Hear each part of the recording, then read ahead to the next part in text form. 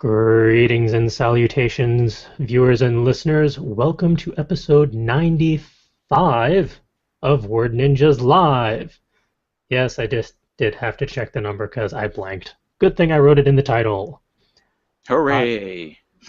I am your weekly forgetful leader and instigator of productivity in some way, shape, or form, Charles.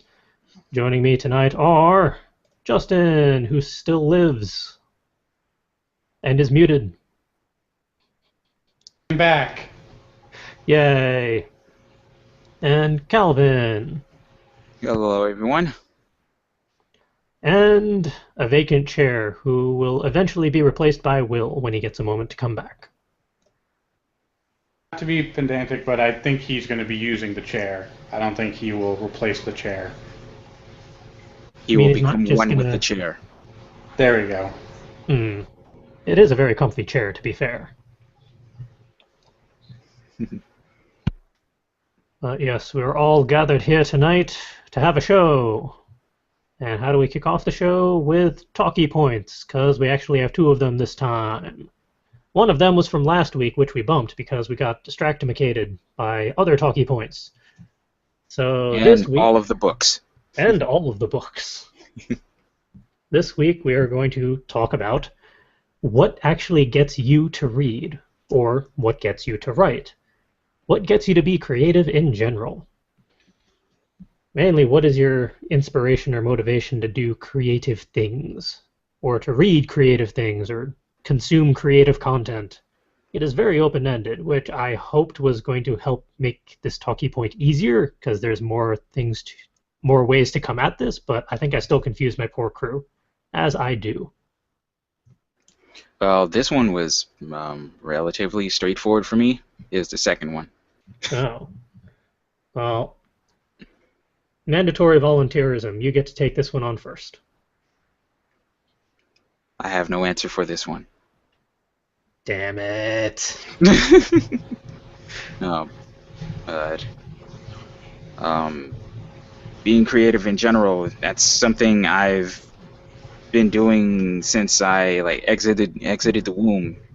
It's been a part of it's a part of me. It's something I can't not do. whether I sit and hum some notes that pop into my head, write down random words that somehow magically becomes a short story or a poem or anything like that. It's been such an integral part of my life and growing up and my being, and just being being able to survive life in general, I wouldn't be who I am / where I am if it were not for creativity and my ability to express myself in various forms, like music and music writing, even coding. Yeah, that's how I got you into all this, at least to start with.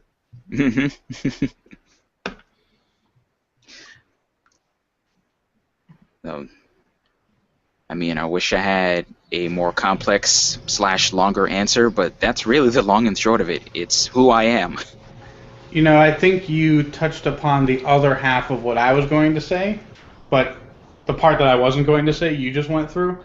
I'm totally in the same boat, and what I was going to say for my answer was time and energy. Because the creativity part comes naturally. It happens throughout the day as I'm walking around. It happens when I lay in bed. It happens while I'm playing a video game. It happens when I'm calling my parents. It's just happening all the time. What I need is the time and the energy to sit down and bring my creativity to fruition into some sort of physical medium. And you guys know me very well. Time does not come easy to me. And when it does, I rarely have the energy to follow through. As we'll discuss later in the podcast, my recent sleep episode helped me immensely getting the energy back. Time has still eluded me somewhat, but I have been creative this week and productive and everything because I finally wasn't working all weekend last weekend. And boy, did I make up for lost time. So, yes, the creativity thing comes naturally. It's constantly happening. I was going through earlier this week, I think over the weekend, I went through my What If prompt book and restarted that from the beginning. And I just sat down and all the stuff that was floating around in my head for the last month, I just kind of funneled into these. The exercise was to write first lines of a new story that starts you in the middle of things. And so I had all these ideas and all these scenes from various, weird parts of my brain and recessed dreams and awkward memories, and I kind of put them all together in these prompts. And I think CJ has read all of them because they all were then diced up and turned into one-liners for our Muse food. That explains a few things, anyway. And when we get to our meeting tomorrow, you'll see I have a lot of thoughts about one-liners all of a sudden, based on my creativity and passion that I went through very recently. But that's another talking point. But yes, the creativity comes naturally. It's finding the time and the energy, not even the motivation. I'm constantly motivated. But if I don't have the right amount of energy, I'm not going to waste my time, trying to write something and falling asleep halfway through. I'll use that time to catch up on a podcast and then go to bed. Only very recently have I found actual time, which has been amazing. I always thought that I didn't have time to be creative, but I realized it wasn't that I didn't have the time, it's just that I wasn't making time to be creative. That was that was the case for me. like I understand that is not the case for you, given your occupation and you being in such demand at said job. But I just thought I didn't have time to be creative. That was until I got an email from Richie asking me to write some music for a project that he was working on. It was a little project. Should have only take you a weekend or so. No big deal.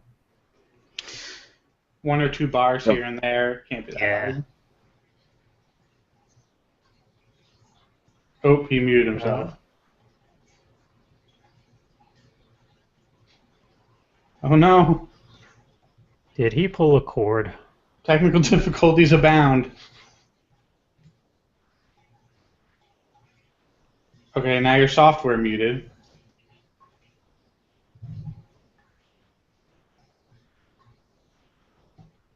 This is going to be fun to edit for the audio version. Studio crap, he did it again. I was just thinking that, actually. Well, while Calvin fiddles around with his technology, how about I feel like he was just about to get into jumps an in? inspirational speech, too. It's really a shame. We'll never hear it.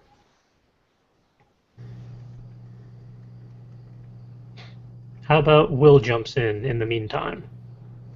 I can't jump when I'm sitting, but sure. I've been thinking about this one, and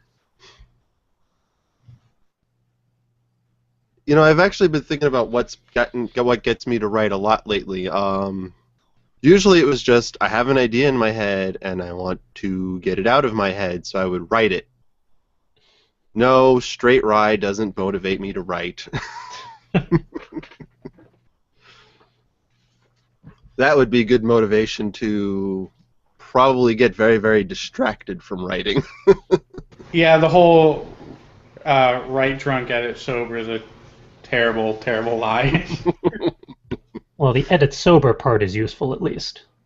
I thought you were supposed to write sober and edit drunk. Some Next time people I'll let might you do know. that. That might actually explain some of the books that are out there right now. Excuse me. So, now I've gotten distracted by alcohol. Curse you. Oh, yeah. Just getting the idea out of my head that I want to write, but I can think of lots of times in the past where I had great ideas in my head where I should write that, and then I put it low on the priority list. And then by the time I got to it, I had forgotten about it and couldn't possibly even begin to write it because it wasn't there anymore. So I actually think that having started the Patreon has given me more motivation and incentive to write more than I used to. If that makes any sense. Probably because it's income for writing, but But it's also an extra deadline and yeah, people sort of holding you accountable to actually do what you say you're going to do. yeah. So that's been making me write more than I used to because I've been starting to write more little short stories as opposed to just working on Roommate, which I've also been doing. So overall, I've been writing more. Uh, as for reading, I need to find motivation to read again because I have books I want to read, but then I keep putting it off for other things. And when I was younger, in like high school, I would read every day. I would read. Well, your workload back then might have been a little lighter. I would read before going to bed, which I don't do anymore. So, I'd like to finish this book, and I'd like to read this book, and I need to find more motivation to get me to read. But hey, I'm writing, so yay for being creative. Yay. Calvin is still fiddling, so I actually wrote my stuff down while I wrote the question so that I wouldn't forget because I know I would. I kind of did it in order because my brain is weird that way. But I always thought of I read because since I started reading, my life has not really been that interesting or entertaining or engaging. I don't do sports for multiple reasons. I don't do extracurricular activities back when I was in academia for multiple reasons. I didn't really do much beyond read because that was entertaining and there were an infinite amount of stories and universes and characters I could play with. As many as I could get from the library, basically. It was fun seeing and experiencing other people's stories, other characters, other authors' ideas, and stuff like that, and all of the what if scenarios. I write because I have my own stories, I get my own ideas, I have my own what if answers. I don't necessarily share as many of them as other people, and some of them should not be shared until they are polished considerably more. But I'm creative because there is more to existence than just what the five primary senses offer us. And writing or drawing or playing around with musical ideas and some of the half dozen other projects off to the side that I really need to get to at some point. They're fun, they're engaging, they're entertaining. They make the day go by a little quicker. My day job is good. I'm not going to put that down or anything, but there's only so much creativity in my day job. Being able to do my own creative stuff on my own terms for my own reasons, I don't really have reasons beyond just I want to do them, so I will, presuming I have time, which I don't always because there's always other things to do. Although stuff like Game Break and book reviews and other diabolical machinations for this stuff are technically all creative, but that's more for full coverage writers, not necessarily just for myself personally. That's for everyone. All I saw was Justin roll his eyes at me in silence. No. It Really? was there was no sound, so it was hard. But I was waggling my eyes back and forth, going "Yay!" Sure. Really?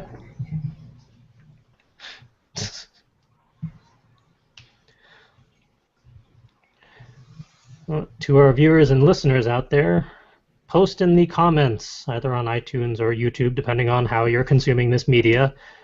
Why do you read? Why do you write? Why are you creative? What inspires and motivates you to do what you do? Post in the comments. Add to our conversation. One thing that I wanted to add, not to drag on talkie points, No, not at all. the why I read. I used to read because I had a lot of weird thoughts in my head, and I needed sort of vindication that I wasn't the only person. So I would read a lot of weird, screwed up stuff and watch weird, screwed up stuff. Like very awful Italian slash movies and weird stuff like that. Because that's in my head, and I'm mature enough and I was raised well enough where I can separate the fiction from the reality. But there's still sort of, it's in there, and it needs to be, satiated every now and then. So I'll read something or I'll watch something. That was sort of, back then. I don't really go down that road that much. I still find watching really weird stuff fascinating, sort of more educationally than, like, welling up something weird deep inside me. I don't really have that anymore. The reason why I read now is because I'm writing. And I need to read a lot more than I am now because I need to take notes of what did people do that I found right, what did people do that turned me off in their novel, story beats, descriptions, plot development, characters. I have to start making note of this because for basically being exposed to one author through my entire, pre-adult life, I don't really have a whole lot of exposure to different writing styles. And I need to branch out and read more and actually record, take notes, find what I like, and then, use things that I like and don't use things I don't like. The NaNoWriMo plot, No plot, no problem has you write down a list of things that you really like in certain genres and things that you hate about certain genres, so that you can kind of avoid the things that you don't like and really delve into the things that you do like. And I find that a really powerful tool, and I wish I could take advantage of it more than I do now. And really, it just comes down to I need to read a lot more. And so that's kind of what's inspiring me to read, is reading is, in a sense, I'm learning how to write.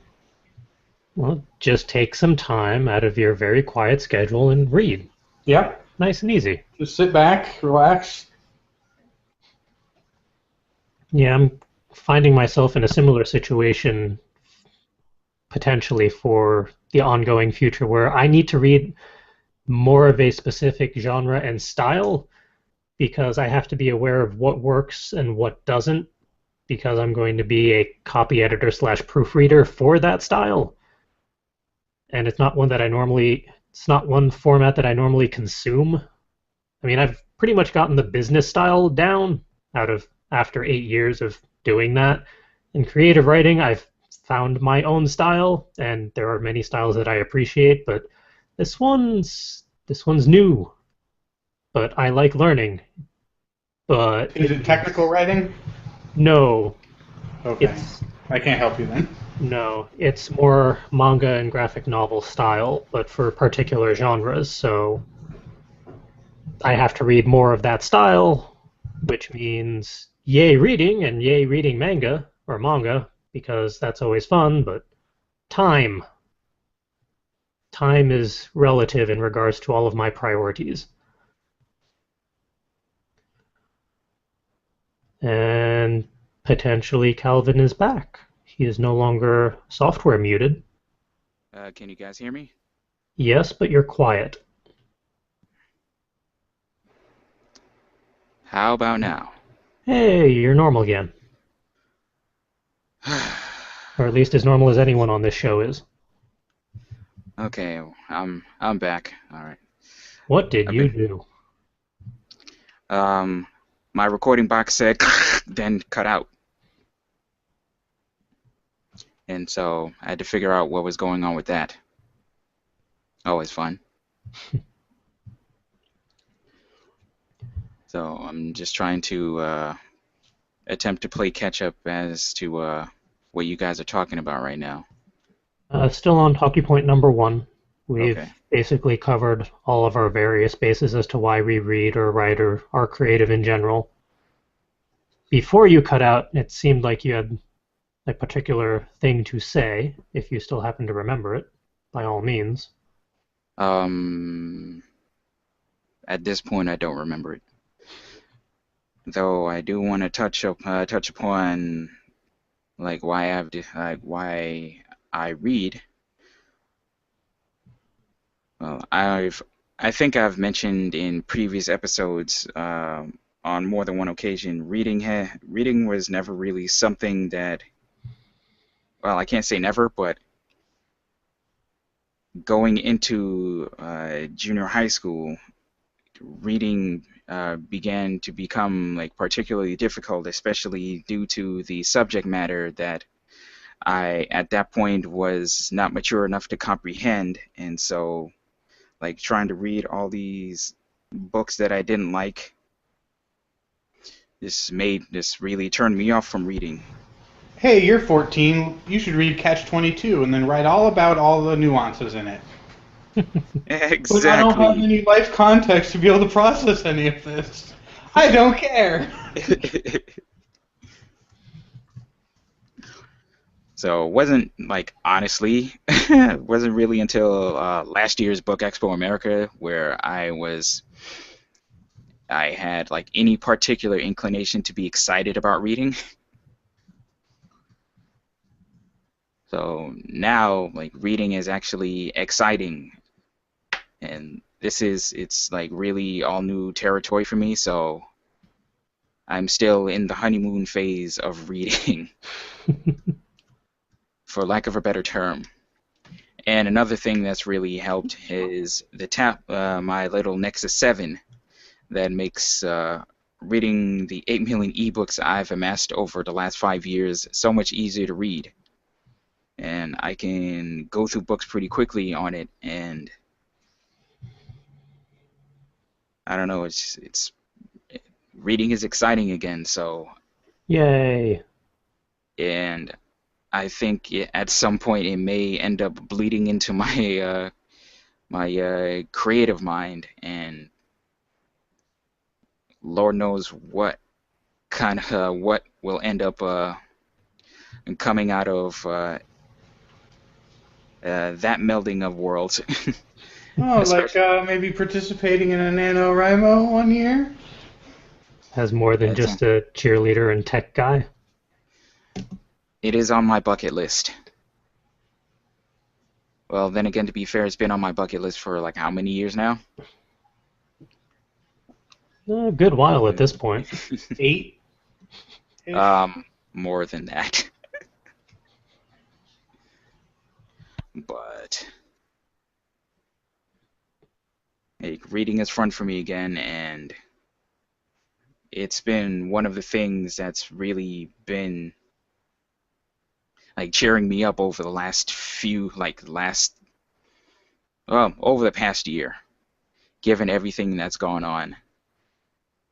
Like I don't know, reading has helped me be excited about life again. That's always good. Yeah. Between that and the summertime coming, and remembering what the sun feels like. It burns. But it burns so good. Maybe for Especially you. especially as someone that spent the last 5.5 years in a basement working.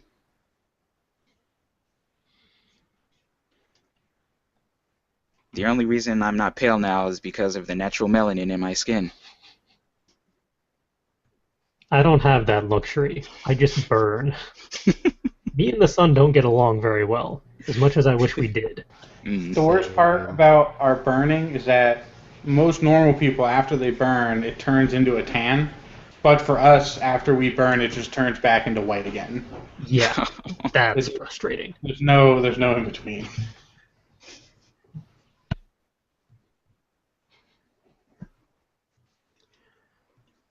All right. Does anyone have final comments on this talkie point before we move on?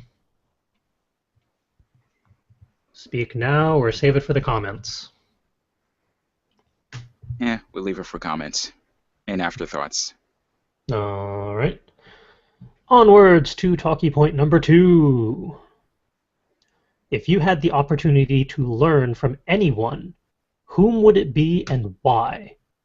It's allowed to be a person who is living or dead, and we added in fictional or real. And you are allowed to have a babblefish or a translator circuit of some sort to disregard language barriers. Basically trying to make this as easy as possible depending on your choice, so you're not just stuck with someone who happens to speak modern English. Apparently this was a bit of a curveball for the crew, as everyone just sits there pondering ponderously.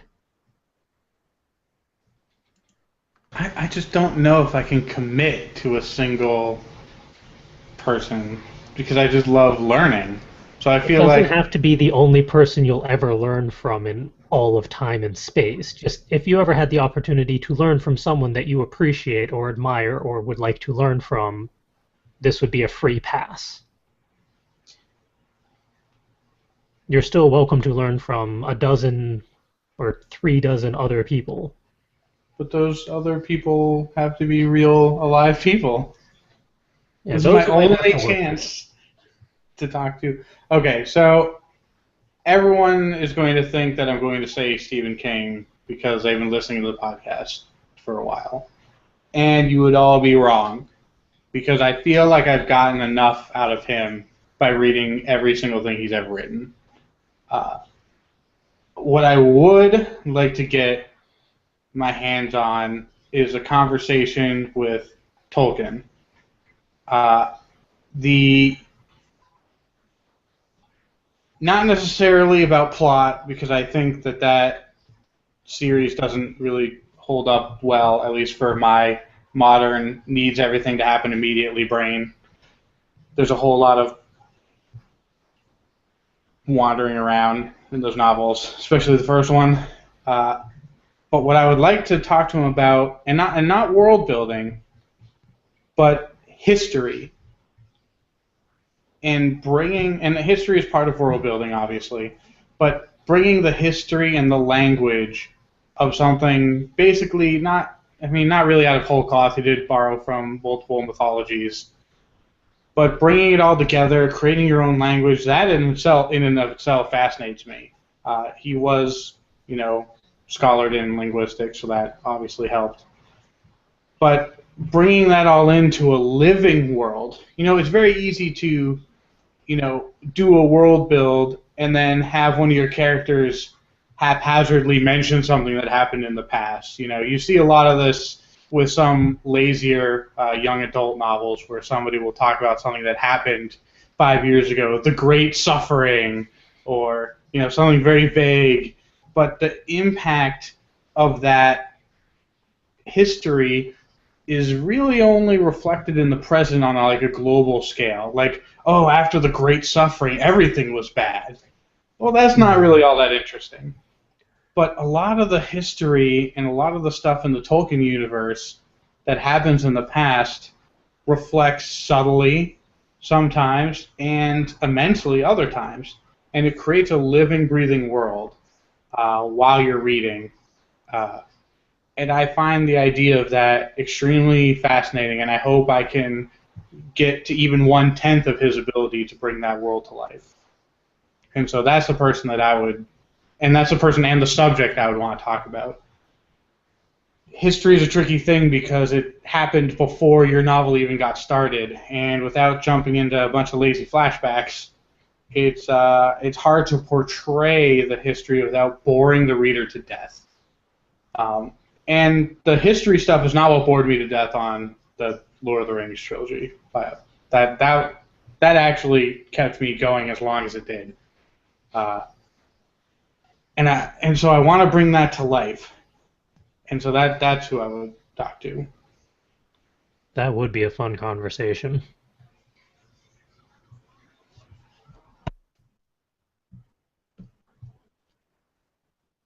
Uh, I'll jump in, because why not? This actually did take me a while once I started thinking about it, because there were so many authors and creative people out there that I would like to talk to. But I decided to choose one that would be a little harder now, currently, in the present, whereas a lot of the other choices, they're still alive or they have so much material out now that I can take my time and interact with that and still learn. But Terry Pratchett, again, mainly to learn, well, from him I want to learn world building, not so much history, although history does play a part in his series in that it's a continual series. Things that affect one book are shown up later on in completely different area or referenced from other characters that had nothing to do with that particular plot, but it reached their city or something via the news or some such. It His world building just fascinates me in that there was so much to it, and I would love to learn how you go about getting to that point or what sort of methods there are to create a world that rich and eccentric, considering it is a disc world atop four elephants, atop a giant space turtle. Not the normal type of world building, but that would be a lot of fun. Like the other dozen or so people that keep on coming to mind, they're still around and they're still doing stuff, so I can just watch what they do and try and figure out how to adapt it to my own style and methods and needs. And I didn't even really think about fictional options until someone had to raise the question. I have no answer for that yet. That would actually take a lot more thinking because there's a ridiculous amount of fictional people out there who I could learn a lot from. When I came up with that idea, I thought about Gandalf because he would know the history of the world literally and literarily. He was only so effective of a mentor to the various characters, though. He just got lucky a lot of the time. Yeah, but I bet he knows. If I could sit him down away from Saruman's army, I think he would open up a little bit.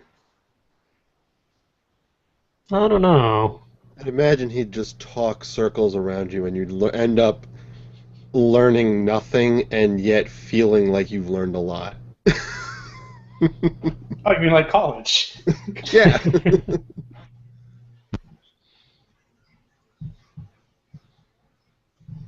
I don't know. I have a feeling that half the time he did the equivalent of Jack Sparrow and just made it up as he went along, and it just happened to work out perfectly.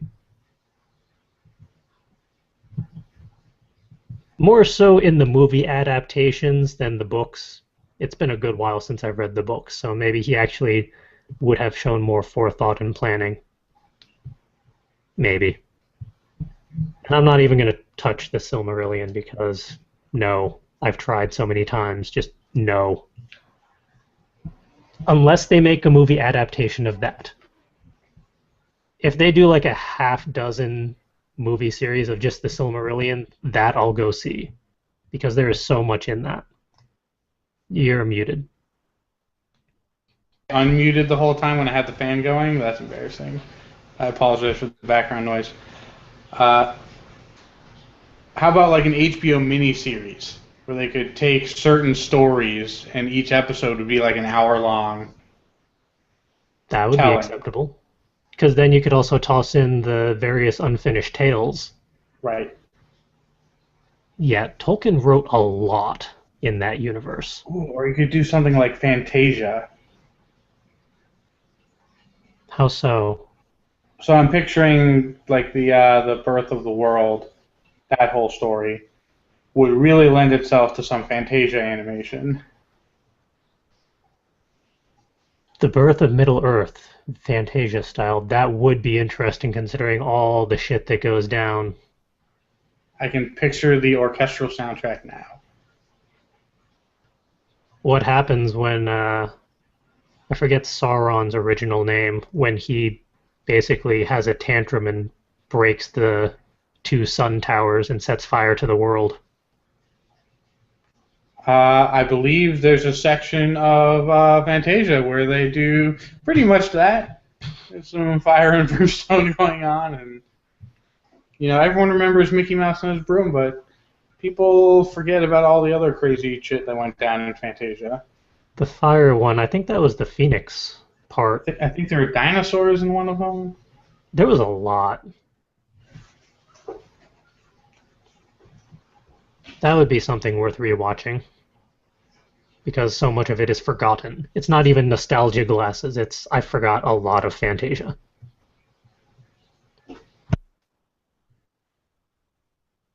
Would anyone else like to jump in and comment? I've been thinking about this for a while. So obviously you have 20 different answers. I think on a stretch I have one answer. My original answer was going to be I don't know, but when you mentioned fictional, I was like, well, he's not fictional, but a fictional version of him exists. But then even the real version would have been interesting. Leonardo da Vinci. Yeah, he was on my long list as well. He would have been interesting to just like watch and be in his workshop when he was working and inventing and creating and just watching and listening, especially if how he's portrayed in Assassin's Creed is very similar to how he was in real life, because he just had this boisterous energy to the whole world that I feel it would have been infectious. That's what I would want to use the Animus for.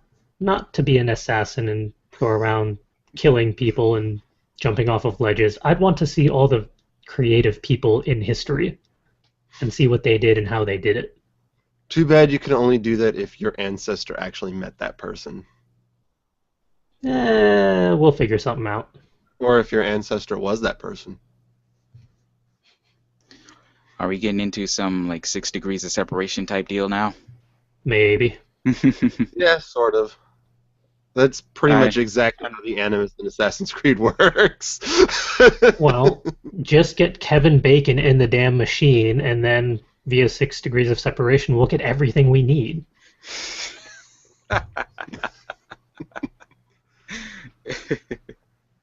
But yeah, I think it would be fun to learn from Leonardo da Vinci, because he just had so many wild ideas, and it didn't matter if they worked or they didn't work. He always tried them out. He always tried. And I think it would have been interesting to even just get like the tip of the iceberg of his mind from first-person perspective, as it were. That would be fun. And how about Z Calvin? So I had to think about this for a little bit, since the literary realm is like still very, for all intents and purposes, like very new to me. And you're not allowed to say Charles Connor because we already met him. Oops. All right. But you're on the right track with the music realm. Like the person, and he's actually still alive, and somebody I've met before, which makes me want to like sit and pick his brain even more. There's a band called Soul Live, which is one of my favorite bands, and the keyboardist for like I'll just go out and say it, the man is out of his mind in the best way possible. Like his musical ability and like just the way his brain works. Like I would love to like just sit with him for a day and watch him write music. There's actually a documentary made about his creative process, which was pretty mind-blowing. It came out about 11 years ago. It's called Right Brain, Right Beat. Just basically a day in his life, and it was like incredibly inspiring and like jealousy inducing because of how absolutely talented he is. But I would love to sit with him for a day and like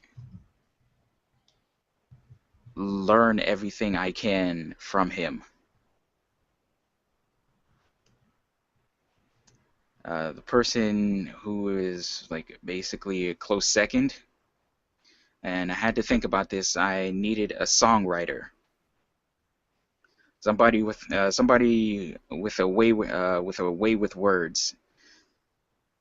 So I came up with somebody who had a way with words and music. Stevie Wonder, Hmm. like a musician's musician. Like just I can't even imagine just like what it would be like just to be 5 feet away from him, much less be able to watch his creative process and to try to attempt to possibly maybe understand what goes on in his head and where the music comes from. So like that would be like I can't really say a pipe dream, but like it'd be kind of far-fetched dream, but something I would love to do one day. Hmm. Or at the very least just meet him because he's just freaking awesome. That would make for one hell of an interview. You're not kidding. Oh, there was my two answers there.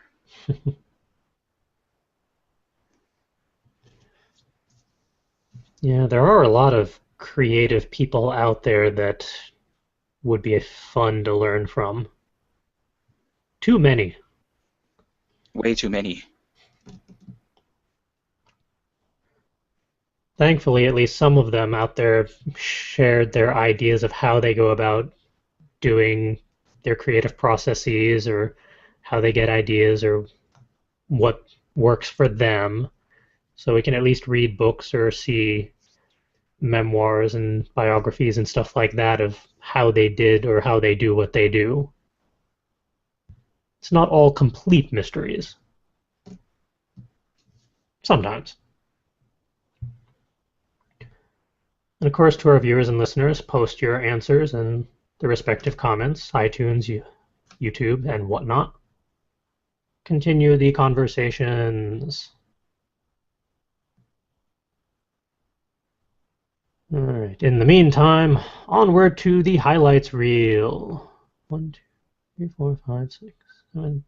We have 7 or 8 highlights this week. So let's jump on over. First one up is the X Prize. Now they're doing an interesting one, which is why it's on this one.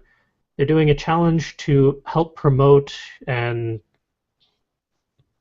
embetter is not a word, or at least not the word I want. Improve adult literacy. And they currently have a challenge in the works that's going to provide $7 million for teams who create something or put together a project that will help improve adult literacy. The grand prize is $4 million towards whatever creation, endeavor, organization you put together for this. That's not too shabby. And then they also have 1 million that'll be split between a couple people for like the best performance put together within the final round, 1 million for all finalists, and then 1 million towards some city endeavor. I wrote it down in my notes, but then I didn't write clear enough notes to myself to remember. But it looks very interesting. I do not have anything that I could toss towards this myself, but it'll be interesting to see how this progresses. And one thing that surprised me is this is a 4-year competition. So it looks like the registration opens up this month, but the judging doesn't happen until 2019.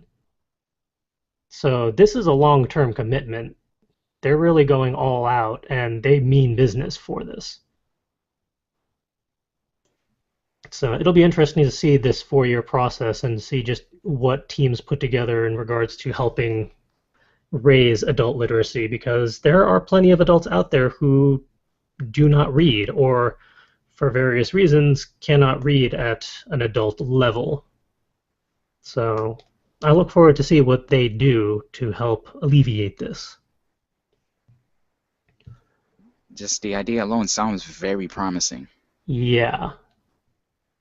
And if you want to try or know people who would like to try, it's adultliteracy.xprize.org. And the link is in our show notes, of course.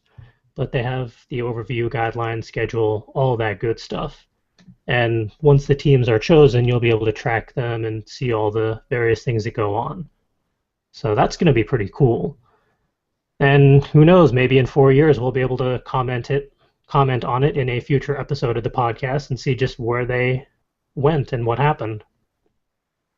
That'd be awesome. Next up is an article called 10 Subversive Princess Stories That Are the Perfect Antidote to Disney. Now, I kind of take exception to the headline. Ignore that noise. But Wow, you sure do. but they do make some very interesting a whole list of fairy tale stories or Disney-related stories that take a slightly different twist. I mean, Vertigo's Fables is probably one of the more well-known ones, although I have yet to read it. Every time I see it on the shelves, it looks fascinating, and I'd love to get into it. But again, time. Time is tricky. The Bloody Chamber by Angela Carter. Thorn by Intisar Kanani. I'm not quite sure how you pronounce that one. Princeless by Jeremy Whitley and M. Goodwin is one that I definitely want to check out because it looks hilarious. Basically, a series of daughters get locked up in various towers and are told to wait for the prince to save them. This one gets fed up and breaks out of her own tower and goes to save her sisters, because nuts to the prince. You have Princess Ugg by Ted Nafe, another one that looks interesting. Fox and Willow by Irma Ahmed and Allison Pang. Snow Glass Apples by none other than Neil Gaiman. That one looks fun. Of course, Shrek. Most people have heard of that one, if not seen some of the movies. And you also have The Paper Bag Princess by Robert Munch and Michael Marchenko. That one also looks very cute, and I want to read it. Let's see, what did I write? Number 6. What was number 6? Oh, I skipped that one. No wonder I didn't comment on it. The Sea Witch Sets the Record Straight by Ursula Vernon, which is a retelling of The Little Mermaid, but from the point of view of Ursula. That one I want to check out too. But yeah, definitely an interesting list of princess stories that don't necessarily take the traditional Disney slant, or at least maybe the old school Disney slant. I mean, they do have some princesses now that wouldn't necessarily fit under the traditional princess mold. So if you want some princess stories, this may be the link for you. Next up, just a fun little comic about what is reading, or how does reading look to your brain and heart. And an interesting piece that I saw is Adobe is finally bringing Illustrator's artboards to Photoshop. Granted, I don't really play with Photoshop because it frustrates me to no end, but for mobile developers, this could be very useful. Now, what is Artboard. I've used Photoshop extensively, but I've never really gone into Illustrator. Uh, in Illustrator, and I want to say in InDesign too, but primarily in Illustrator, artboard is basically the canvas that you have to work on a project. But in one file, you can have like 10 Yeah. artboards. So, like what I do for the Muse food actually is in Illustrator. I have two artboards, one for page 1 and one for page 2. So then I export that to PDF, and it automatically compiles each artboard into one page of the PDF. Okay. So Or it's in, sort of like dealing with Photoshop on a meta level instead of a singular granular part. yes. This would be Yeah. useful for like stitching photos together and uh, actually doing a lot of. I could see where that'd be useful for a couple different applications. Mm. There's a lot of different aspects of Adobe software that I've always wished were more integrated into each other's software. So this is a fun start, and hopefully they start integrating other aspects of their various programs into their other programs. Yeah, it'd be Like nice what to would just have one artboard that basically has a texture on it from basically from head to toe. So when you're using any of the like texture replacement brushes, then you don't have to repeat the same 2 inches of texture over and over again. You can make a pattern of texture on one board and then use that as a reference, sort of like a custom paintbrush. Mm. Okay, I can see where this would be useful. That sounded like Calvin maybe had a comment. um maybe. I don't remember at this point. Okay. But yeah, I hope they do come out with more integration someday with like Creative Suite 2020 or 2040 by the time they get to it. It would be nice to be in one application. Like if I'm in Illustrator but I need to do some Photoshop stuff, I can open up a micro window of low-level Photoshop abilities within Illustrator, do what I need to do, and then pop back into Illustrator. I don't want to have all those programs open at once and have to port between them all. I mean, I'll still own them. I'll pay for them because that's the way it works, but it would be nice to have like almost a Photoshop emulator that can do the low-level stuff within Illustrator. But that'll be a long ways away if ever. Next piece up is there's a Minecraft meets ecology simulation in an open world educational game in the works. It really is basically Minecraft meets civilizations, I almost want to say. Because it's an MMO, but you're tasked with creating a civilization with realistic resources. So if you cut down all the trees to do whatever you need to do, but you don't plant more trees, you're screwed. And if you start doing farming and agriculture, but you don't do things a certain way, there's going to be runoff, or you're not necessarily going to get the right nutrients in the right places, and then you'll have famine and stuff like that. Which I'm intrigued by it, and I'm curious what Strange Loop Games is going to do for this. It is still in development. They're doing a Kickstarter potentially later this year, but the article also commented on the potential aspects for school, using a game like this in class to teach about ecology and resource management and stuff like that. That would be pretty cool, I feel like, to be able to use a game like this in a classroom setting and have your whole class work towards creating a sustainable civilization and all the various aspects that go with it. So I want to keep an eye on this game. It's currently called Eco, which makes sense. Is there a timetable for release? Uh,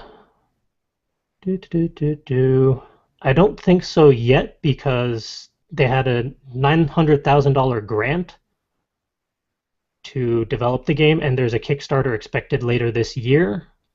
So presumably it's still in development and testing, at least at the moment. Okay. But the fact that the U.S. Department of Education is behind it, that's pretty encouraging, especially if they dropped a $900,000 grant on them. Yeah. So hopefully we'll be able to comment on this in the future to show when the Kickstarter has started and eventually when the game is out for release or beta or whatever is available. Because an open world like global survivor game, but with Minecraft style gameplay, I'd be all up for that. That would be fun. I could definitely see the appeal in something like that, especially for kids that are already into Minecraft. Yeah. So, And I think it would also be a fun game break series for all of us to play if ever we had the opportunity. Just don't let me have any flint and steel. You beat me to it. Yeah, we're trying to save the world, not set it on fire. yeah, I still have to figure out how to prevent you from getting flint and steel on the server. I'm not going back in Yeah. the server until you do that. That would be an interesting case study, though, to see what would happen if you started a fire, if it supposedly follows realistic patterns Hmm. In Minecraft or this game? in this game. Hmm. Yeah, presumably they would have that ability to figure out what the repercussions would be. Now I really want to play it. Not to set anything on fire. Especially since it's an MMO. That would not go over well. Hmm. Maybe that's why it's more for the educational market, because if you're in a classroom, stuff like griefing is going to be a little trickier. True. Yeah, we'll see. We'll keep an eye on this for the future. See how it progresses.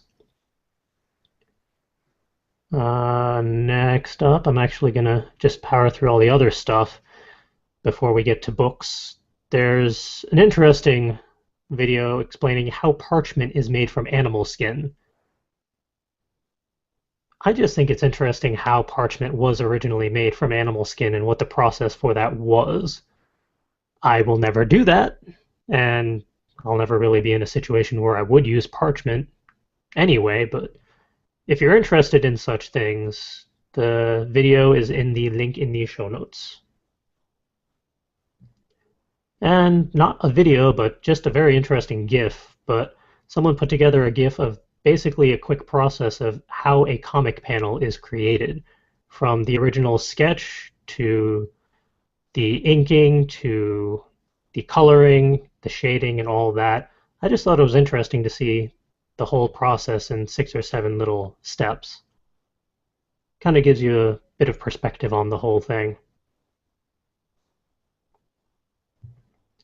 And last is there's a new Humble Bundle book bundle thingy out as of today, and I want it because reasons.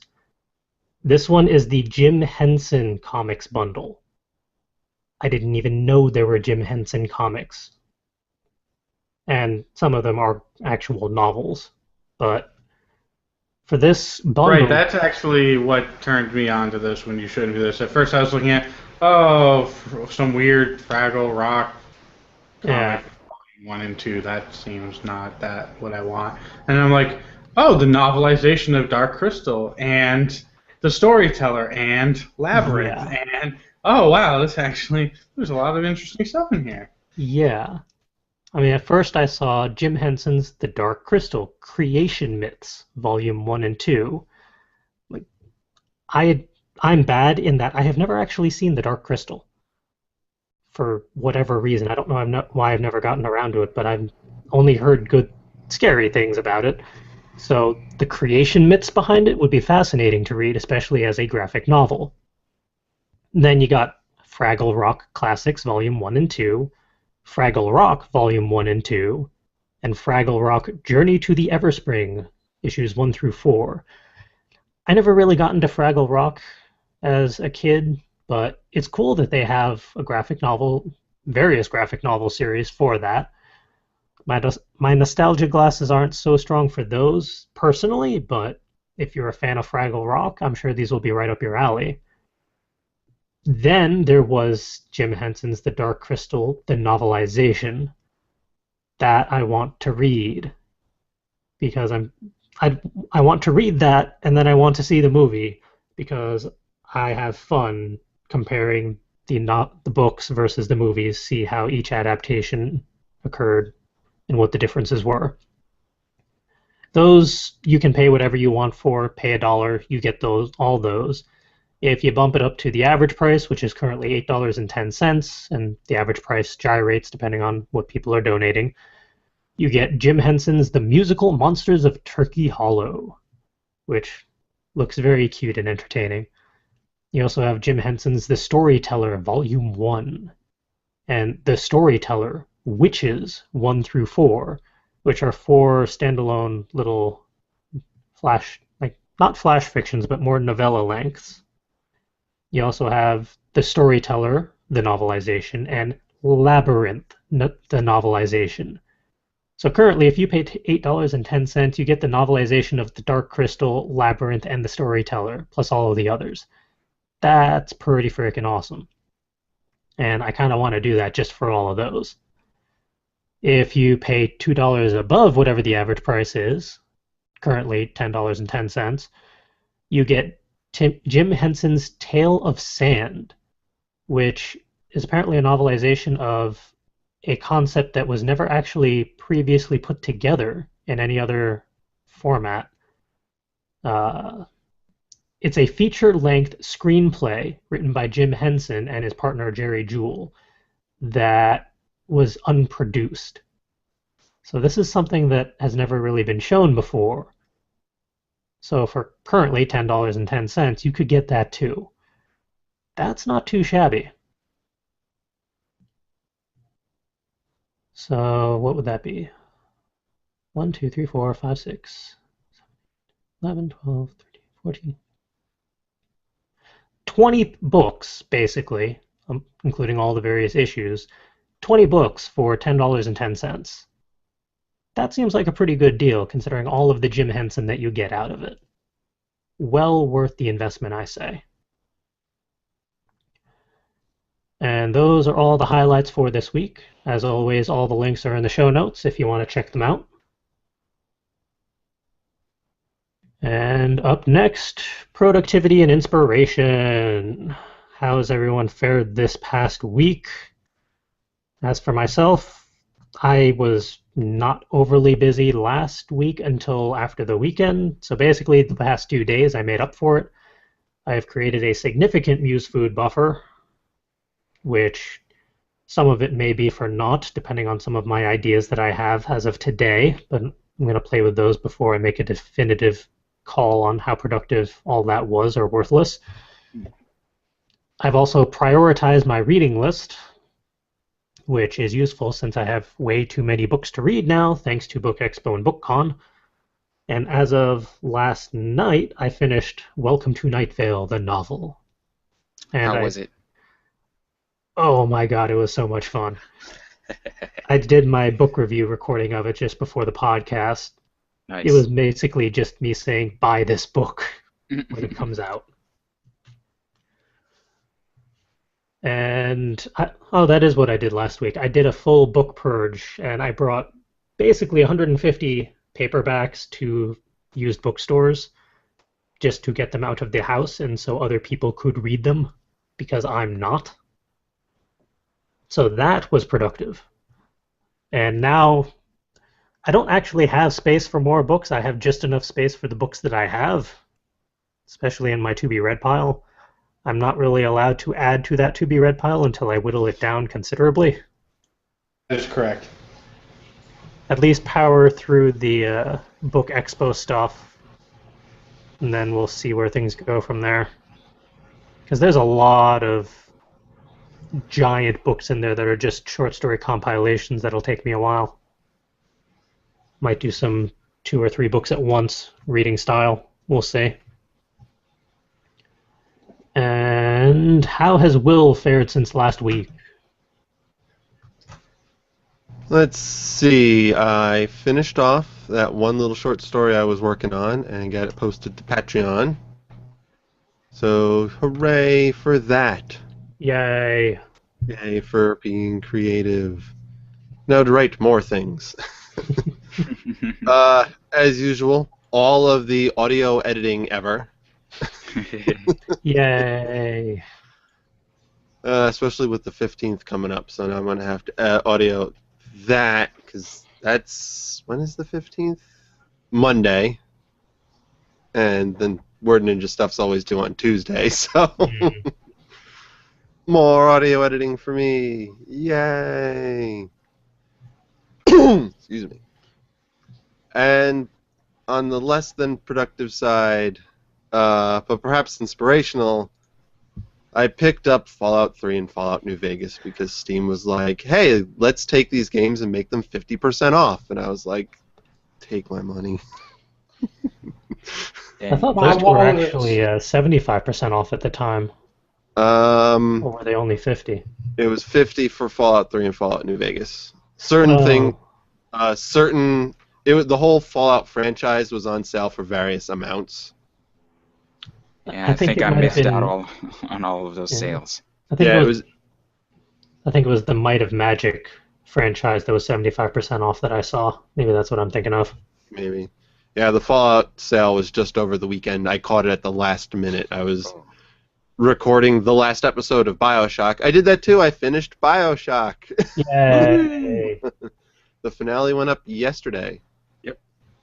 But as I closed Steam after recording that, and of course the pop-up came up that said, hey, we're having a sale, and it's on Fallout. And I was like, you just look at what I put on my wish list and then put it on sale 5 days later?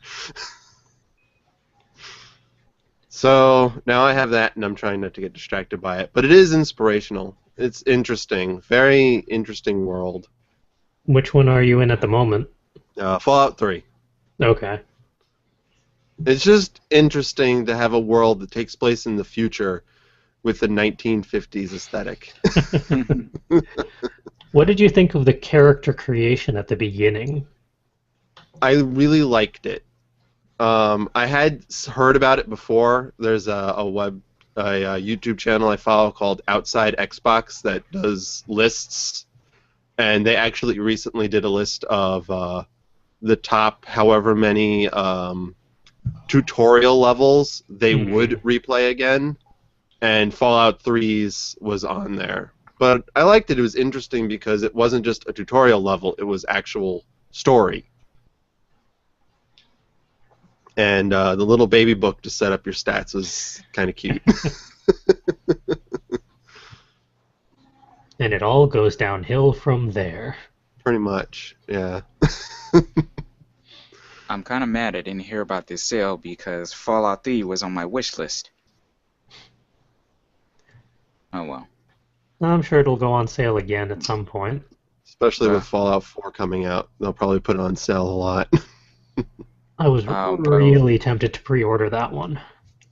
That's one of the few franchises I would actually pre-order for, but I just couldn't do it at the moment.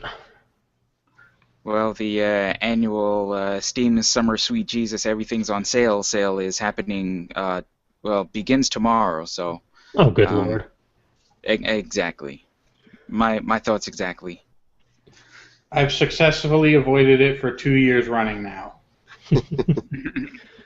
I think I've determined, unless it's 75% off or higher, because sometimes they do 80, I'm not going to bother.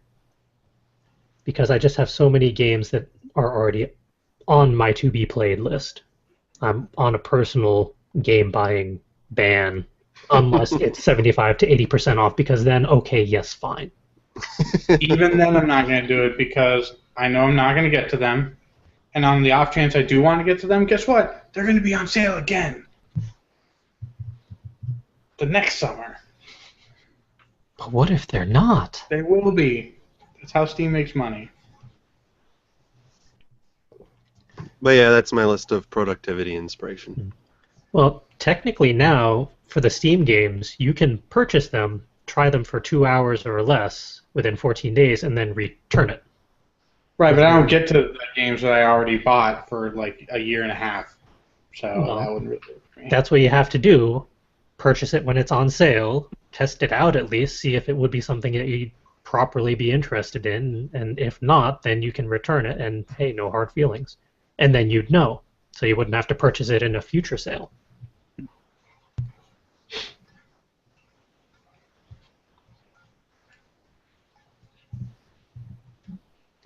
I was productive this week. What sort of productive? So my work of doom is winding down. I was on 3 emergency projects. Last week I was only on 2 emergency projects. And this week I'm only on 1 emergency project. And there's no emergency projects that I see in the immediate future. Hopefully Hooray! it stays that way. My goal is to never work again and to delegate all my work to all of my minions. Oh, so you can do more work for us then. Yes, that's the plan. Although not during work hours. So I've been productive as heck.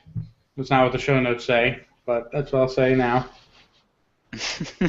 So I've done some writing, and I'll get to that in a minute. I've done some reading. I'm almost done with the book that I started to read. Probably my first book that I will finish since like high school. Probably, I think. No, I think I read. I read the Dark Tower series. The last one's in college. So, but in recent memory, gaming. I rolled my character for the Game Break series I'm going to do. I need to play around with some mods and probably turn them off because I'm getting some weird audio bugs. They're not playing well with each other. And there's one lighting mod that really screws up all the lighting in the game. And unless I want to play with variables for several hours, I think I might just turn it off and see how that works. I have the main lighting engine overhaul on, so I'll just keep that. Programming. I did the first 10 exercises of Learn Python the Hard Way, which is a series of like little exercises where you hand type a bunch of code. So I'm going through that, and that was exciting. That was just yesterday. And I'm back onto my running. I'm doing Couch to 5K, back on track on that. I'll be starting week 4 next week. And probably most importantly, I think it was Monday night, I got home and I was just exhausted at 5:30. I said, you know what, I'm just going to take a quick nap. And as most naps go, they take 4 hours. And then I wake up, and it's like 9 o'clock, and I'm like, all right, I should get up and do a couple things and go back to bed. But what if I didn't? What if I just went back to bed? And so I closed my eyes and went back to sleep for another 6 hours, woke up at like 2 a.m. or whatever, looked at the clock and said, all right, I guess I'm going for it. And I went back to sleep. And I slept for 14 hours. And that was a lot of sleep. And I feel like I've been on the sleep deprivation train for the last couple months, and I've finally gotten off. So I recommend everyone to take a day and just be like, you know what? I came home from work. I'm not going to do anything until tomorrow morning. I'm not going to watch TV. I'm not going to read a book. Just go to bed. And don't wake up. Ever. Well, wake up eventually. So, if you'll do me the honors, when I was doing my writing, as I mentioned earlier, I was going through the what-if writing exercises. The abridged versions of these will be in various one-liners in the Muse food, pending authorization from CJ during our conversations tomorrow. Mm-hmm. But I have some, well, for one, you'll notice that I did them on the typewriter. And the typewriter was hooked up to the computer. So I have all the versions. So I figured I would read a couple. And let's see, how many are there? 1, 2, 3, 4, 6, 7, 8, 9, 10, 11, 12. There's 14 of various length. So I'm going to let each of you 3 choose a number from 1 through 14, and I will read that unabridged version of my one-liner. Again, the writing prompt was Write the first line of a news story that puts you in the middle of the story. CJ, since you're currently on my screen in full screen, you get to choose the first number. 3.1495. Nope. Round it. 4 it is. 1, 2, 3. Okay. A hot cup of tea was all that he needed to calm his nerves from the murderous night before. That would be the one CJ picked. There's a couple on here that are similar to that. Calvin, choose a number between 1 and 14, and don't choose the number 3 or a non-integer or 0. Or be a general dick and filled with chicanery. Okay. 11. 1, 2, 3, 4, 5, 6, 7, 8, 9, 10, 11. This will please all of the Skyrim fans out there. Alatar arrived in solitude without a single septum, but with a rare dragon heart perfectly preserved in a hand-blown glass jar. Solitude is the main hub in Skyrim, and septum is their coinage. I'm not familiar with any rare dragon hearts, which in Skyrim are not actually rare, turns out. Minor detail. But this one was perfectly preserved, so there's that. And Will, choose a number. 7, please. Which one? 7.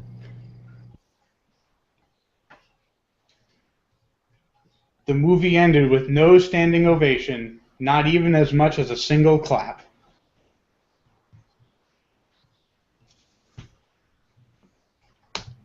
So yeah, these were fun. Let's see. I'll choose one that I liked. Sort of a dystopian future. Actually, or do I want to do the prostitute one or the dead bodies one?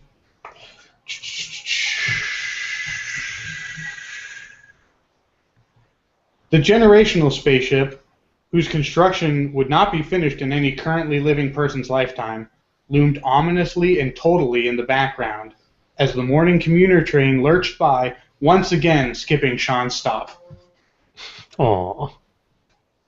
Just sort of a look into the future, knowing that it's never going to actually apply to you, and all of your current problems are still current. I thought that was a nice juxtaposition of technology. But now Sean's going to be late for work. Yes, he is. It could be worse. He could have encountered this person. The prostitute, whore, took off her bra and pushed me down onto the bed with a smile. Don't worry, I'll be gentle. I'll show you the best first time you'll never forget, as she pulled the knife out from under her skirt. Obviously, that's just to cut a cake that's nearby. Yep. And then the last one I'll read. Kevin woke up surrounded by bodies. They were sleeping, of course, he thought to himself, but he ultimately knew better, the pools of blood on the linoleum notwithstanding. On that note, hey, Calvin, what have you been up to? Lots and lots of editing. Within the last week, I edited several videos, several audio, lots of audio, and even more pictures. But yeah, productivity was pretty high. All the videos from Book Expo, I got all those done. I did stuff on the for the website accordingly. What else? There's plenty of other stuff that I did, but those are the main three. Nice. Yep, the pictures were for a photography gig that I did a couple of weeks ago. Oh, cool. And clients were incredibly happy, and that made me happy. Always a good thing. And that could mean more work for the future, and more work means more money, and more money is Also awesome. always a good thing. Let's see what else happened. Yep, Infinity's Light continues. Work continues to happen with that. Actually got to sit in on an interview for a podcast yesterday with Richie and a couple of the writers about not just OTP, not just Infinity's Light, but OTP manga in general. So that was a lot of fun. Nice. I wanted to be on that one, but then I realized just how much recording stuff I needed to do. Oh. Oh, that reminds me. I need to do some recording of my own for tonight. Oh, for tomorrow. That I should That do tonight. that game looks like so much fun. Have you been watching the videos? Yes. Those freaking crows, though, man. Like they're not they're not dangerous. They're just annoying. Like just them squawking at you one time is enough to ruin your day. Doesn't help that they just stand there in your way. Yeah. I love my nickname for them. You guys have to watch the video to see what I call them. It's PG, in case you were wondering. This is the most PG video, Game Break video Game Break series I've put together so far. I think my most PG one is going to be one of the buffer episodes that I want to do this week. And then I'm going to be doing nothing but possibly non-PG episodes. Because I got to catch up on Everlasting Summer. And there's another game that I want to start up for next month that I need to start a buffer for because reasons that I am not going to talk about on air. You're just going to have to wait and see. I've got a game that's on my to playlist, something that I've mentioned before but completely forgot until I stared at my whiteboard the other day. So, Using your whiteboard of inspiration? Yes. Nice. Whiteboard of inspiration and memory refreshing, apparently, which is always a good thing. But yeah, I at some point have to visit the Bullet Hell game that I was gonna start playing. I'm looking forward to that, and all the random chicanery that I was going to throw in as a part of the game. I had some fun ideas for that game. I just never got around to it, and then I forgot. If you're a fan of bullet hell games, when the end game of me learning this programming language is going to be a bullet hell game. You'll be the first to know when it's done. I'll let you alpha test it, and you can tell me if it's too easy. Okay. Oh, that'll be awesome. What programming language are you learning? Python. That's a language I want to learn as well. I started, and then shiny objects flashed in front of me, and then I completely forgot about it. I don't know what your schedule's like, but on Tuesdays, a couple people and I get together for virtual programming day, where we run through exercises. So if you're interested, I'll keep you posted. Hey, that'd be great. Even I'm kind of intrigued by that, but Tuesday is usually my recording day. But then again, I was looking at Stack Social just to see what bundles I had because I kind of forgot. I have a fair amount of learn how to do this bundles that I really need to do something with at some point, including programming and game design and app design and actually learning a lot of those languages. Really should get on that.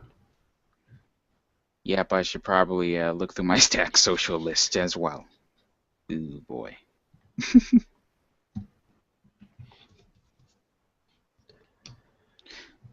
Oh yeah, something incredibly random and somewhat productivity related. I found a website that was selling a 1 terabyte flash drive, Huh. and I decided to purchase it because it was like unfathomably cheap. I haven't really got a chance to like put it through its paces, but I've plugged it into my computer, all my computers, and it does register as, well, not quite 1 terabyte, but 975 gigs, which is still pretty good. What happens to the other 25? The cyber gods ate it. Lame. It's a bunch of overhead code and seamless driver support stuff, and probably some back-end apps, refreshers. It's possible, but at some point I'm going to see if this is an actual flash drive or just complete malarkey. If worse comes to worse, I only paid $20 for it, so I'm not expecting miracles here. Hmm. But hey, if it if it actually turns out that it's a terabyte, sweet. Hold on a second. Wouldn't mind having one of those myself for when I'm doing recordings on the PC, since all of my editing software is on the Mac. Oh no. I need to get another 1 terabyte hard drive, because the main one I have is now my backup drive for everything. Love a terabyte hard drive. Mine isn't even that big. I don't think, or maybe it is a terabyte. How big is it?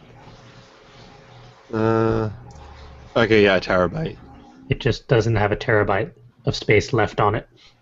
80 Well, I have gigs. a bunch of hard drives sitting in a box that are quite large in volume and decent speeds, if you're interested. They're not external, they're internal, but Setting up a slave drive internally anyway, so that yeah. might be the way to go. Yeah, I can just give those to you. I'm not using them. That is a very small 1 terabyte drive. And it says 1 terabyte on it if this camera would focus. But it's well, I wouldn't be surprised if this was the only representation of 1 terabyte actually on this flash drive.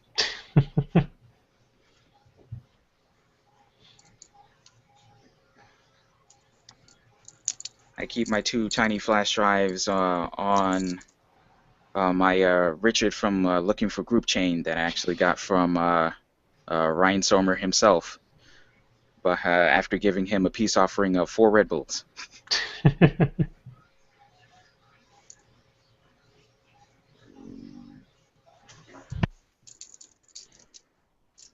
But yeah, 1 terabyte flash drive. We'll see what it's all about one day. But until then, we are out of time, which means we need to start wrapping up this episode. Yes, let's do that. All right. Let's see. Next event that we have coming up is Kineticon next month, basically in a month, July 9th to 11th, so less than 30 days now, which is slightly terrifying. I got an email. I got a press email early today. Yeah, I saw that. I want to And talk about that tomorrow, if we want to play with that or not. yeah, we'll talk about that. But the one thing that kind of got me nervous was the fact that the press manager put the wrong dates for Kineticon in the signature, and it said July 19th. I was like, wait a second, wait. That would be a problem. That would be a huge problem. but I realized it was wrong because it said July 19th through 12th. So That clearly would that be interesting.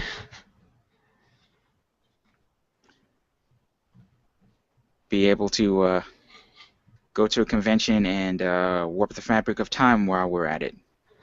How awesome Well, would that be? there are enough time travelers there. It's completely feasible. Hmm. But yep, Kineticon, looking forward to that one. And we're doing a lot of stuff in preparation for that. It's getting a little crazy around here, Hmm. but in a good way. Yes. All Not as right. not as crazy as KaiCon's gonna be. I'm That, not thinking about that one until after Kineticon. understandable. Mainly because I don't want to worry about the travel until after Kineticon. That's what's gonna make it so interesting. Yeah. We'll figure that out. Yeah. Uh, in the meantime, all of the events that we are officially attending are on the list in the show notes. All the links to those conventions are there for you to review if you want to attend and say hello to us in person. And otherwise, you're going to have to wait until next week to see us on episode 96. As always, if we have entertained you in any way, shape, or form this week, please subscribe to the YouTube channel. You can watch, comment, and thumbs up all of our crazy shenanigans from almost 2 years worth of Word Ninjas live episodes to our ongoing Game Break series where we're all playing and having fun, all of the crazy convention shenanigans and interviews. As Calvin said, all of the interviews from Book Expo are now up and in the 2015 events playlist for you to check out. And on the website as well. And on the website as well. And we had a blast doing all of them. Mm. And we have a whole slew. Is that? No, that's in my bag. I have a whole little brown book.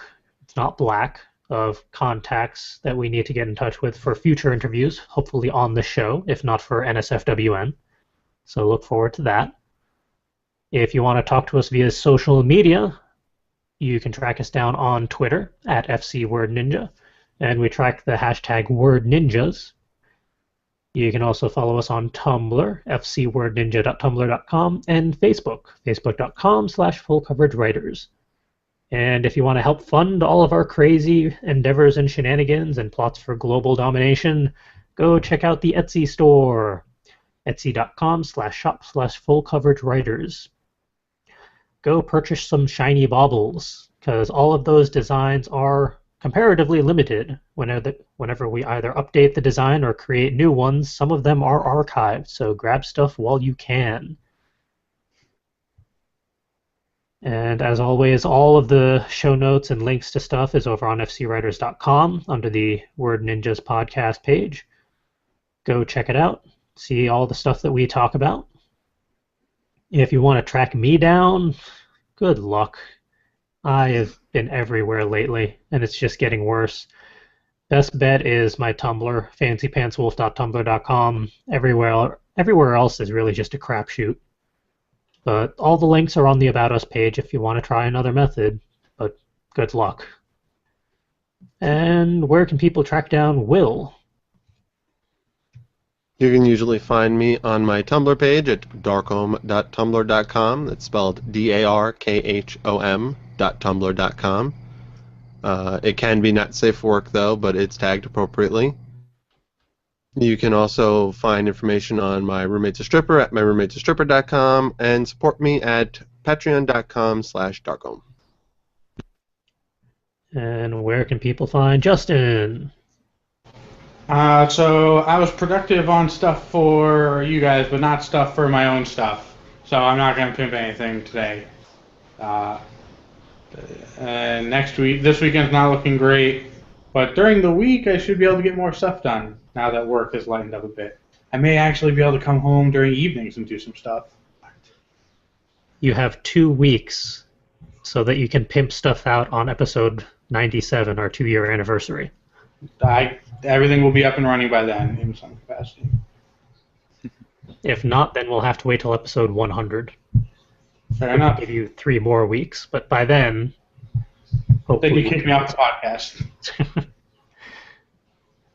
Yeah, you didn't realize this was a Survivor podcast. Every 100 episodes, we just boot someone out. Oh, this is new to me. I should pay more attention to the contract we all signed. Yeah, you really should read the fine print.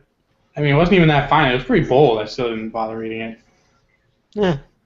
Oh well. Weird font choice, though. Anyways, getting off track. You can't find me. Wait until next episode or so.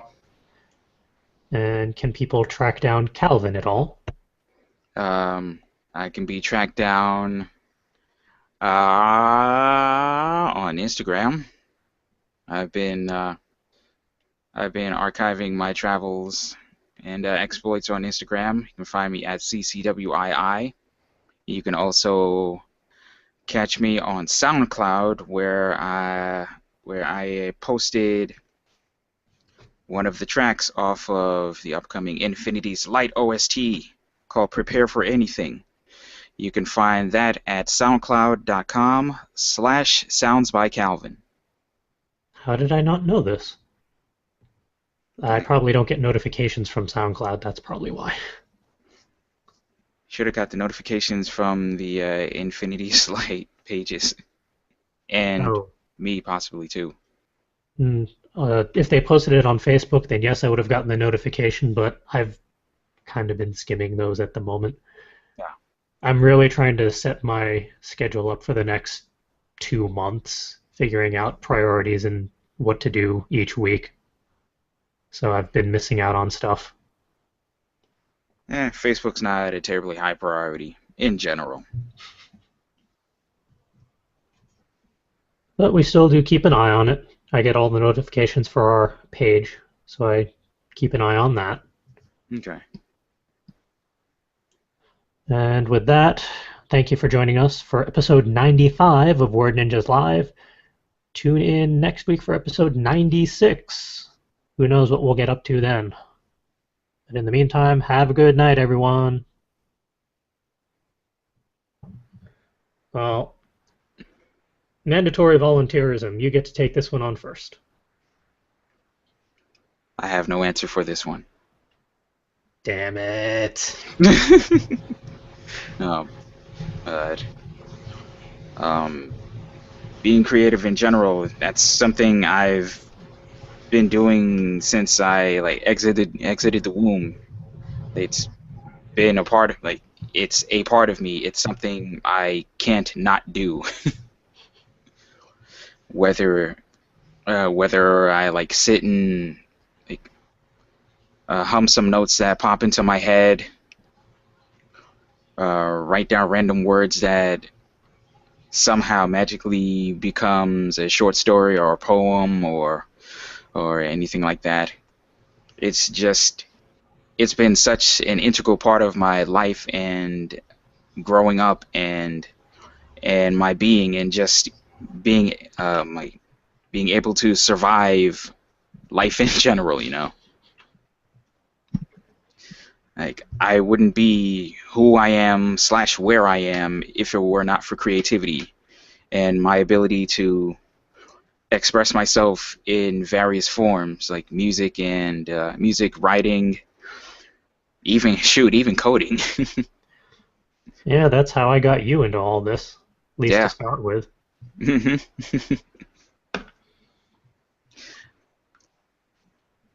So, I wish I had a more complex / longer answer, but that's really the long and short of it. It's who I am. I think you touched upon the other half of what I was going to say, but the part that I wasn't going to say, you just went through.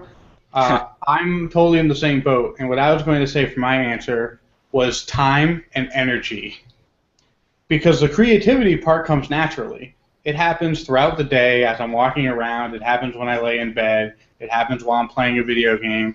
It happens when I'm calling my parents. It's just happening all the time.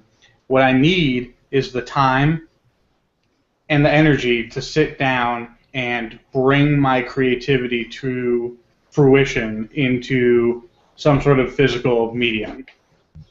And you guys know me very well. Time does not come easy to me. And when it does, I rarely have the energy to follow through.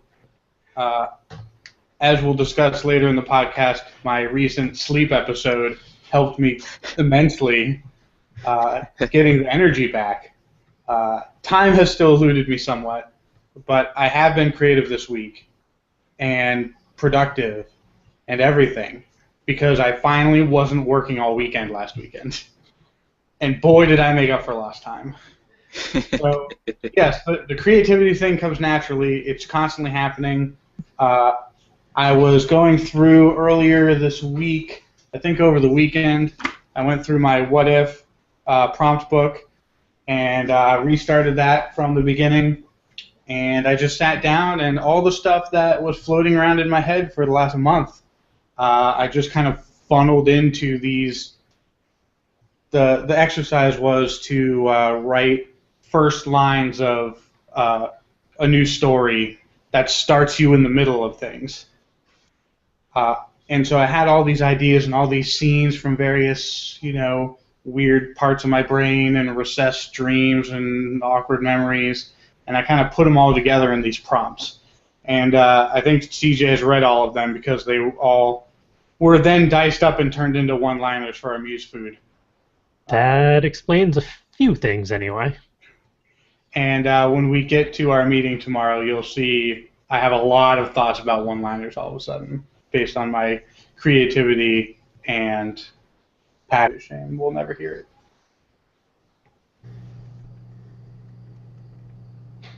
How about Will jumps in the meantime? I can't jump when I'm sitting, but sure. I've been thinking about this one, and I've actually been thinking about what gets me to write a lot lately. Usually it was just I have an idea in my head and I want to get it out of my head, so I would write it. No, straight ride doesn't motivate me to write. That would be good motivation to probably get very, very distracted from writing. Yeah, the whole write drunk, edit sober is a terrible, terrible lie. Well, the edit sober part is useful, at least. I thought you were supposed to write sober and edit drunk. Some Next time people I'll let might you do know. that. That might actually explain some of the books that are out there right now. Excuse me. So, now I've gotten distracted by alcohol. Curse you. Oh, yeah. Just getting the idea out of my head that I want to write, but I can think of lots of times in the past where I had great ideas in my head where I should write that, and then I put it low on the priority list. And then by the time I got to it, I had forgotten about it and couldn't possibly even begin to write it because it wasn't there anymore. So I actually think that having started the Patreon has given me more motivation and incentive to write more than I used to. If that makes any sense. Probably because it's income for writing, but it's also an extra deadline and yeah. people. That I went through very recently, but that's another talking point. But yes, the creativity comes naturally. It's finding the time and the energy, not even the motivation. I'm constantly motivated. But if I don't have the right amount of energy, I'm not going to waste my time, trying to write something and falling asleep halfway through. I'll use that time to catch up on a podcast and then go to bed. Only very recently have I found actual time, which has been amazing. I always thought that I didn't have time to be creative, but I realized it wasn't that I didn't have the time, it's just that I wasn't making time to be creative. That was that was the case for me. like I understand that is not the case for you, given your occupation and you being in such demand at said job. But I just thought I didn't have time to be creative. That was until I got an email from Richie asking me to write some music for a project that he was working on. It was a little project. Should have only take you a weekend or so. No big deal. 1 or 2 bars So here and there. Can't be that Yeah. hard. Oh, he muted Uh, himself. Oh no. did he pull a cord? Technical difficulties abound. Okay, now your software muted.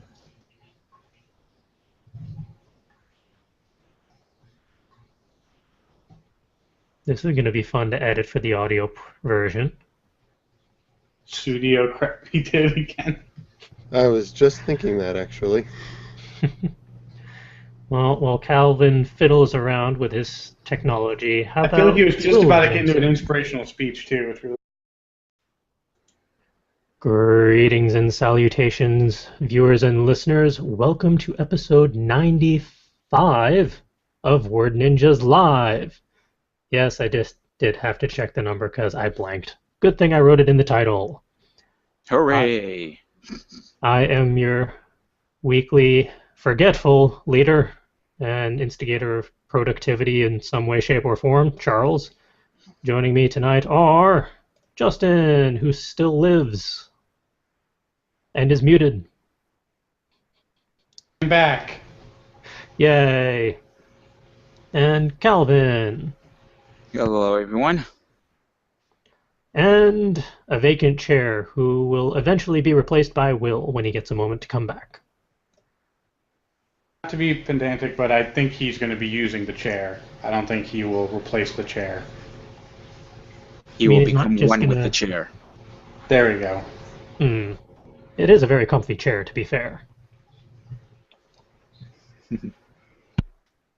But yes, we're all gathered here tonight to have a show. And how do we kick off the show? With talkie points, because we actually have 2 of them this time. One of them was from last week, which we bumped because we got distractimated by other talkie points. So And this week, all of the books. and all of the books. This week we are going to talk about what actually gets you to read, or what gets you to write. What gets you to be creative in general? Mainly, what is your inspiration or motivation to do creative things, or to read creative things, or consume creative content? It is very open-ended, which I hoped was going to help make this talkie point easier, because there's more ways to come at this, but I think I still confused my poor crew, as I do.